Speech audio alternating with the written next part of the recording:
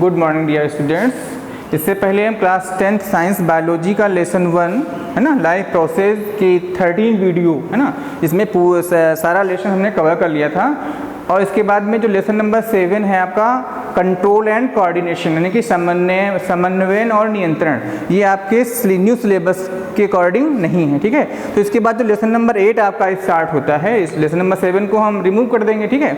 अब lesson number 8 आपका जो है हाउ डू ऑर्गेनिज्म रिप्रोड्यूस या reproduction in plants and animal, इसके बारे में हम लोगों को डिस्कस करना है, ठीक है। देखिए रिप्रोडक्शन क्या है, रिप्रोडक्शन की नीड क्यों है और रिप्रोडक्शन कितने प्रकार का होता है।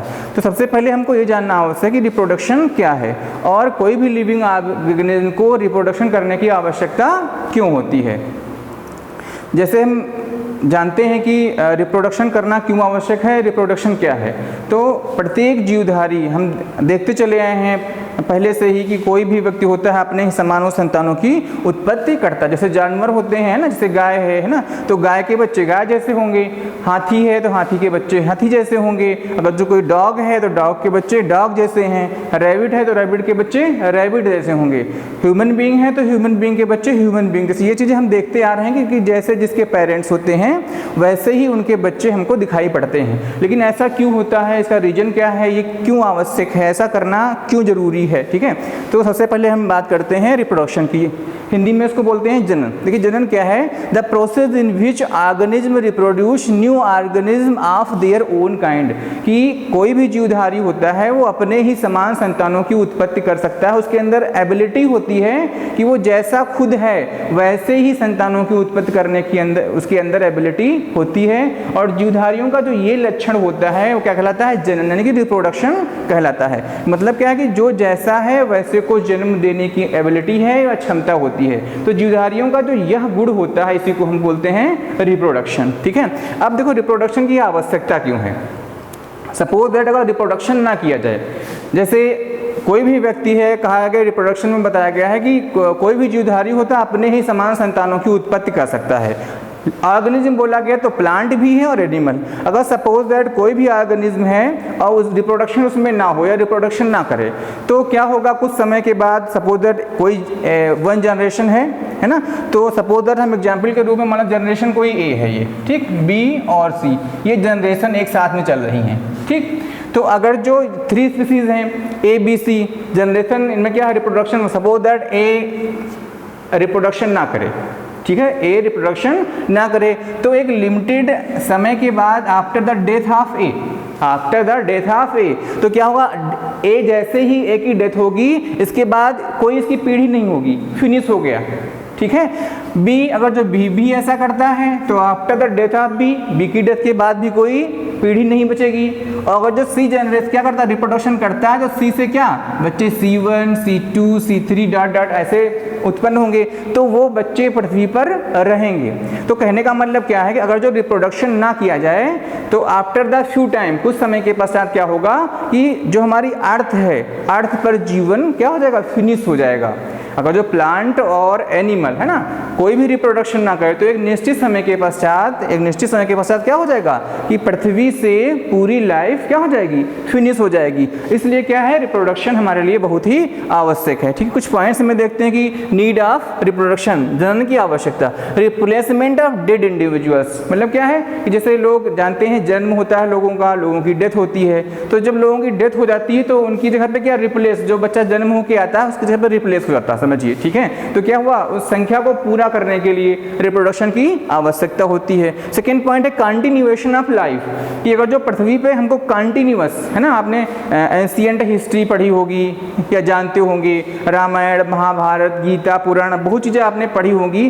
तो जो एंशिएंट पहले जो इतिहास है, हिस्ट्री के बारे में पढ़ा होगा है ना, तो उसमें बहुत चीज़ें पहले की हम जानते हैं। क्यों जानते हैं, क्योंकि हम आज हैं तो जो पहले बीता हुआ कल है उसके बारे में हमको पता है। तो और लाइफ को कंटिन्यू करना है, यानी कि हमारे बाद भी पीढ़ी बनी रहे है ना, जनरेशन बनी रहे, तो क्या है, रिप्रोडक्शन आवश्यक है। थर्ड पॉइंट है प्रिजर्वेशन ऑफ द स्पीसीज, कि कोई भी जाति, जैसे बहुत सी स्पीसीज हैं, जैसे है ना डोडो है, ठीक है। और ये आपका डायनासोर है, बहुत से ऐसे जीवधारी हैं जो पृथ्वी पे कभी, है ना, किसी समय पाए जाते थे, लेकिन कुछ ऐसे कारण हुए, रिप्रोडक्शन नहीं हो पाया या एटमॉस्फेयर ऐसा चेंज हो गया जिसके कारण वो अपने आप को एटमॉस्फेयर की कंडीशन में अडाप्ट नहीं कर पाए और क्या हो गए, पृथ्वी से समाप्त हो गए। ठीक है, तो आज हमारे बीच नहीं है, हम उनको सिर्फ किताबों में पढ़ते हैं या उनकी फोटो देखते हैं। तो कहने का मतलब क्या है कि रिप्रोडक्शन इसलिए आवश्यक है कि लाइफ को पृथ्वी पर कंटिन्यू बनाए रखने के लिए रिप्रोडक्शन की आवश्यकता होती है। अगर जो ऐसा रिप्रोडक्शन नहीं होगा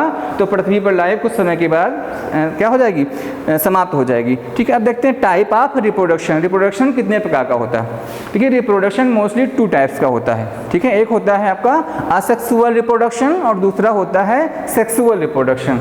असेक्सुअल रिप्रोडक्शन का मतलब होता है अलैंगिक जनन। क्या होता है? अलैंगिक जनन। और दूसरा आपका होता है सेक्सुअल रिप्रोडक्शन, वो होता है आपका लैंगिक जनन। अब दोनों में देखिए डिफरेंस क्या है अलैंगिक जनन और लैंगिक जनन में। जैसे सपोज दैट ये क्या है, सेक्सुअल रिप्रोडक्शन यहाँ लिखा है, तो जो एसेक्सुअल रिप्रोडक्शन लिखा हुआ है, तो जो एसेक्सुअल रिप्रोडक्शन होता है इसमें 2 अलग अलग पेरेंट्स की आवश्यकता नहीं होती है। जो असेक्सुअल रिप्रोडक्शन है उसमें केवल एक ही जीवधारी में कुछ ऐसी मैकेनिज्म होती हैं, कुछ ऐसे क्रियाकलाप होते हैं जिसके माध्यम से उसी सेल्फ से ही नए ऑर्गेनिज्म की उत्पत्ति हो जाती है। तो इस प्रकार के रिप्रोडक्शन को हम बोलते हैं अलैंगिक जनन। मतलब अलैंगिक जनन में 2 अलग अलग पेरेंट्स की आवश्यकता नहीं होती है। वहीं पर जो आपका सेक्सुअल रिप्रोडक्शन होता है, तो सेक्सुअल रिप्रोडक्शन में क्या होता है, need of 2 parents for sexual reproduction. कि सेक्सुअल रिप्रोडक्शन में हमको 2 अलग अलग पेरेंट्स की आवश्यकता होती, वो भी एक मेल और दूसरा फीमेल। ओके, तो इसलिए क्या हुआ, जो सेक्सुअल रिप्रोडक्शन होता है उसमें need 2 parents, 1 male and 1 female की आवश्यकता होती है। ठीक, अब देखिए यहाँ पे जो आपका एसेक्सुअल रिप्रोडक्शन है, ठीक है, इसमें भी कई प्रकार के हैं, है ना। एसेक्सुअल रिप्रोडक्शन में आपका है फिशन आता है, बर्डिंग है, फ्रेगमेंटेशन है, स्पोर फॉर्मेशन है, रीजनरेशन है और वेजिटेटिव रिप्रोडक्शन या वेजिटेटिव प्रोपेगेशन बोलते हैं। ठीक है, और जो सेक्सुअल रिप्रोडक्शन है, ठीक है, अब इसको पढ़ेंगे लोग रिप्रोडक्शन को हम sexual reproduction in plants and sexual reproduction in animal. अब देखिए प्लांट्स में भी हम लोग कुछ लोग ऐसे होंगे जिनको नहीं मालूम होगा कि जो प्लांट्स होते हैं, प्लांट्स में भी मेल और फीमेल होते हैं। जैसे हम लोगों में मेल और फीमेल होते हैं, ह्यूमन बींग्स में होते हैं, वैसे प्लांट्स में भी मेल और फीमेल पार्ट्स होते हैं फ्लावर में, जिसके कारण क्या होता है, वो रिप्रोडक्शन करते हैं। ठीक है, तो वो अगले वीडियो में बताएंगे, नेक्स्ट वीडियो में। आज हम डिस्कस करते हैं एसेक्सुअल रिप्रोडक्शन, अलैंगिक जनन। तो देखो अलैंगिक जनन कई प्रकार का होता है। पहला फिशन, पहला क्या है, फिशन या हिंदी में बोलते हैं खंडन। दूसरा आपका है बर्डिंग या उसको बोलते हैं कलिकोत्पादन। तीसरा है आपका फ्रेगमेंटेशन, ठीक है, इसको हम खंडन बोलते हैं। और नेक्स्ट है आपका बीजाणु निर्माण या स्पोर फॉर्मेशन बोलते हैं।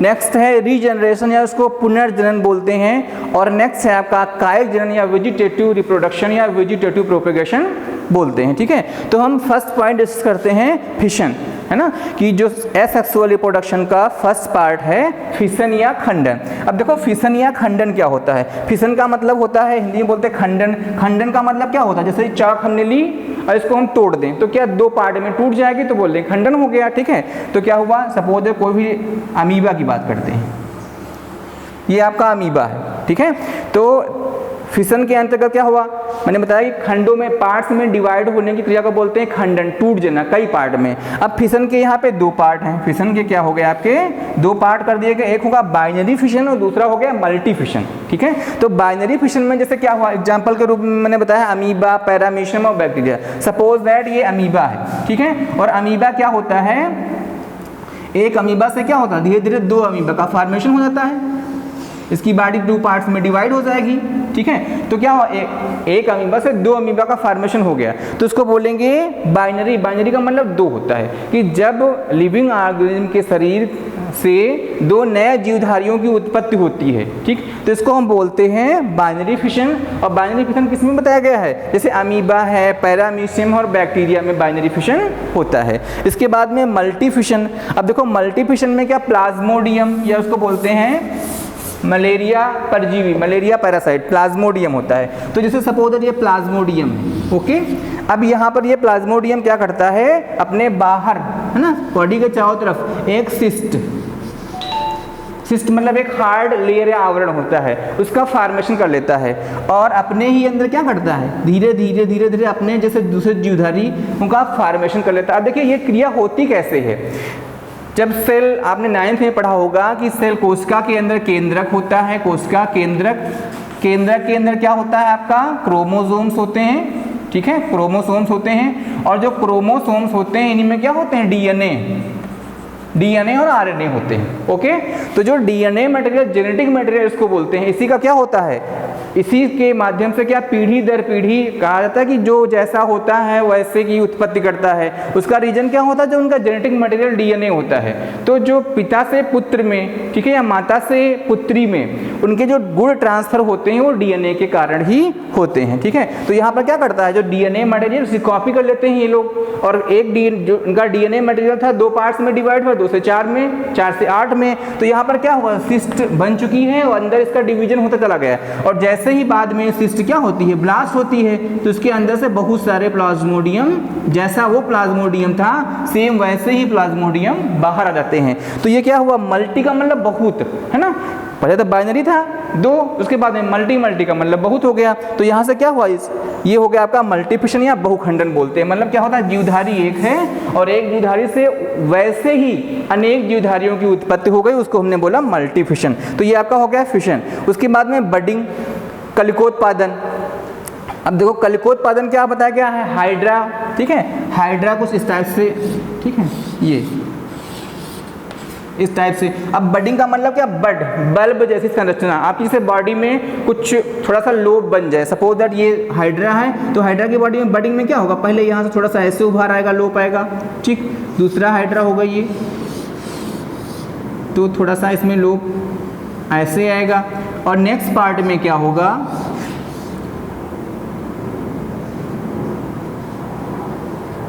एक ऐसे बड़ संरचना बन जाएगी और वो वहाँ से बिल्कुल अलग हो जाएगा, अलग होकर के एक नए हाइड्रा का फॉर्मेशन कर देगा, ठीक है। तो इसको बोलते हैं बडिंग, कलिकोत्पादन। किसमें हो गया आपका, ये हाइड्रा में होता है, ईस्ट में होता है, ठीक है। इसके बाद में नेक्स्ट देखिए आप, फ्रेगमेंटेशन। अब देखो फ्रेगमेंटेशन का मतलब भी क्या होता है, खंडन 2 पार्ट्स में। जैसे सपोज दैट ये स्पायरोगायरा एल्गी होती है, ठीक है, इसमें मैंने बना दिया डीएनए। अब ये इसको स्पायरोगायरा 2 पार्ट में तोड़ देते हैं, इसको खंडित हो जाएगा, ठीक है। तो जो पार्ट जैसे टूटा होगा, तो जैसे ये ऑर्गेनिज्म था स्पायरोगायरा, सेम वैसे ही 2 ऑर्गेनिज्म क्या होंगे, अलग अलग 2 नए स्पायरोगायरा का फॉर्मेशन कर देंगे। तो इसको बोलेंगे हम फ्रेगमेंटेशन। फ्रेगमेंटेशन के द्वारा क्या हो जाएगा, आपका रिप्रोडक्शन हो जाएगा। इसके बाद नेक्स्ट है बीजाणु निर्माण या स्पोर फार्मेशन। अब देखो स्पोर फार्मेशन किस में है, जिसे आपने देखा हो घर पे आप ब्रेड लाते हो, कभी कभी छूट रह जाते हैं ब्रेड, तो उस पर मॉल्स मतलब फफूंदी जैसी चीज़ें का फार्मेशन हो जाता है, ठीक है। तो वहाँ पर क्या होता है स्पोर फार्मेशन में कि राइजोपस है ना बन जाता है। तो सपोज जैसे ये ब्रेड है आपका, तो यहाँ पर छोटे छोटे मोल्स आप देखते हैं फफूंद जैसे बन जाते हैं। तो इसमें क्या होगा, ये इस टाइप के सिस्ट का फार्मेशन होगा और इसमें बीज बन जाएंगे और ये ब्लास्ट होके एयर में क्या हो जाएंगे, एयर में फ्लो हो जाएंगे और जहाँ पर भी इनको मॉइस्चर मिलेगा फिर से ये ग्रो हो जाएंगे। तो इस प्रकार से स्पोर फार्मेशन होता है। कहाँ किसमें, ब्रेड मॉल्ड से, उसको राइजोपस बोलते हैं। नेक्स्ट है आपका पुनर्जनन या रीजनरेशन। देखो पुनर्जनन या रीजनरेशन का मतलब क्या होता है, जैसे कोई बॉडी पार्ट है ना, और बॉडी 2 पार्ट्स में डिवाइड हो जाए, कोई भी बॉडी का पार्ट टूट जाए तो जो पार्ट टूटेगा उसे एक नए पार्ट का फॉर्मेशन हो जाए, मतलब वो वैसे ही नए ऑर्गेनिज्म का फॉर्मेशन कर देगा, ठीक है। जैसे स्टारफिश, सपोज स्टारफिश, देखिए स्टारफिश, स्टार जानते होंगे आप लोग, स्टार जैसी होती इसलिए इसका नाम क्या है, स्टारफिश। अब जैसे क्या होता, लेकिन देखिए इसमें इन चीज जो मैं बता रहा हूँ इसमें इनका डीएनए मटेरियल जाना चाहिए, है ना। जो डीएनए मटेरियल अगर जो जाएगा सेगमेंट में तभी फॉर्मेशन हो सकता है। अगर डीएनए मटेरियल उस पार्ट में नहीं जा रहा हो, सेगमेंट हो गया, तो फॉर्मेशन नए इंडिविजुअल का नहीं होगा, ठीक है। तो ये सपोज दैट ये स्टारफिश है और स्टारफिश अगर तो यहाँ से ऐसे कट कर दीजिए, ठीक, तो कट करने के बाद में क्या होगा, यहाँ से 2 स्टारफिश का फॉर्मेशन हो जाएगा।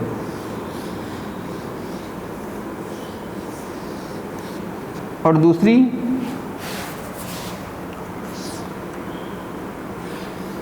तो इस प्रकार से क्या होगा, एक स्टारफिश से 2 स्टारफिश हो गई, ठीक। तो मतलब कहने का मतलब क्या है, जो बॉडी पार्ट, सपोज दैट ये कोई ऑर्गेनिज्म है, ठीक, 2 पार्ट में और डिवाइड हो जाता है, तो अगर जो मान लेते हैं ये टेल वाला भाग ऐसे है, ऊपर हेड वाला भाग है ना, तो जो हेड वाला पार्ट होगा वो टेल वाले पार्ट का फॉर्मेशन कर लेगा, और जो टेल वाला पार्ट है वो क्या करेगा, हेड वाले पार्ट का फॉर्मेशन कर लेगा।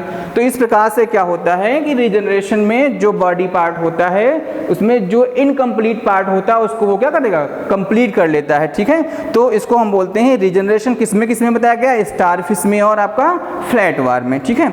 नेक्स्ट आता है कायिक जनन, ठीक है। कायिक जनन आप लोगों ने देखा होगा, जानते भी होंगे, लेकिन हो सकता है थोड़ा सा नाम से कंफ्यूज हूँ। आपने देखा होगा कि लोग गाँव में कलम बनाते हैं, है ना, जैसे आम है, ठीक है, और आपका नींबू है, बहुत से ऐसे प्लांट होते हैं, या आपका गुलाब है ना, कट करके लाद के लगा देते हैं और वो उससे नए प्लांट का फॉर्मेशन होता है। तो ऐसे कुछ इसमें मैकेनिज्म होती है जिसके अंतर्गत कहा था कायिक जनन या वेजिटेटिव रिप्रोडक्शन कहा जाता है। इसके 2 मेथड होते हैं, कौन कौन से, एक तो होता है आपका नेचुरल वेजिटेटिव प्रोपेगेशन और दूसरा है artificial vegetative propagation. Natural vegetative propagation में क्या होता है कि जो नेचुरल तरीका है ना, जैसे कोई प्लांट है उसकी रूट से नए प्लांट का फॉर्मेशन हो गया, ठीक है, जो नेचुरल तरीका होता है। और आर्टिफिशियल तरीका जैसे जो लोग करते हैं, अपने आप फॉर्मेशन करते हैं, कि जैसे कलम लगाना, ठीक है, गांठ बांधना, ठीक, इस टाइप की विधियाँ उसमें आती हैं। तो ये थोड़ा सा पार्ट बड़ा है आपका कायिक जनन वाला, ठीक है। तो ये नेक्स्ट वीडियो में हम आपको डिस्कस करेंगे कायिक जनन की जो विधियाँ हैं उसके बारे में डिस्कस करेंगे, ठीक है। तो इस प्रकार से ये आपका रिप्रोडक्शन हो गया, नीड ऑफ रिप्रोडक्शन हो गया, ठीक है। उसके अंतर्गत टाइप्स ऑफ रिप्रोडक्शन में मैंने बताया आपको कि सेक्सुअल रिप्रोडक्शन और एसेक्सुअल रिप्रोडक्शन और सेक्सुअल रिप्रोडक्शन। एसेक्सुअल रिप्रोडक्शन के अंतर्गत मैंने बताया आपको fission, budding, fragmentation, spore formation, regeneration और वेजिटेटिव प्रोपेगेशन, ठीक है। अब नेक्स्ट आपका जो वीडियो आएगा वो कायिक जनन यानी कि वेजिटेटिव प्रोपेगेशन बताने के बाद में आपका असेक्सुअल रिप्रोडक्शन कंप्लीट हो जाएगा। Okay, thank you class.